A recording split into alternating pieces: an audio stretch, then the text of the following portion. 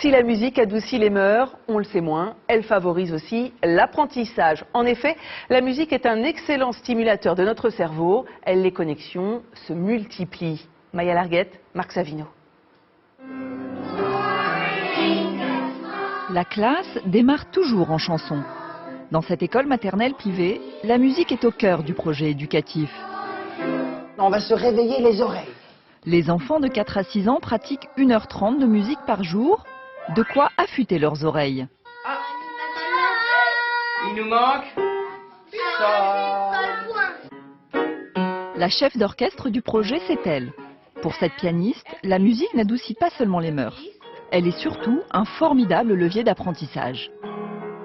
Quelle gamme est-ce qu'on fait avec 5 doigts? Moi, je vois les enfants très rapides dans le fait de comprendre les chemins, que ce soit mathématique ou linguistique, parce qu'ils ont ce socle de musique. À l'université de Dijon, dans son laboratoire, Emmanuel Bigan étudie les liens entre musique et cerveau. Grâce au progrès de l'imagerie, les chercheurs ont prouvé que la musique modifiait en profondeur le cerveau. Exemple avec un réseau de connexion entre les neurones. Voici celui d'un enfant de 6 ans qui ne fait pas de musique. À 8 ans, il a évolué mais de façon limitée. Voici maintenant celui d'un enfant musicien.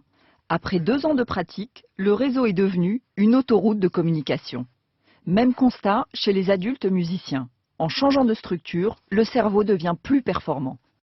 Ça explique la constitution de ces autoroutes de communication dues à l'activité musicale, les avantages que les enfants musiciens peuvent avoir dans les acquisitions fondamentales à l'école pour des activités qui ne sont plus du tout musicales, que ce soit l'acquisition du langage, que ce soit le raisonnement, les mathématiques ou les capacités attentionnelles. Démonstration en classe de chinois. Nous sommes toujours avec nos musiciens en herbe. La professeure constate une vraie différence avec ses autres élèves. Ouais, ici. Lion. En fait, ça donne une facilité d'apprendre une nouvelle langue. Parce que, en fait, par exemple, le chinois, en fait, on a plusieurs tons. Et donc, en fait, pour les enfants, ils ont tout de suite, en fait, remarqué la différence entre les tons. La recherche scientifique remettra peut-être un jour la musique au cœur de l'enseignement.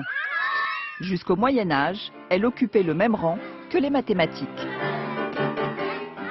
On poursuit avec un mot de football. En Ligue 1, match nul, 2 buts.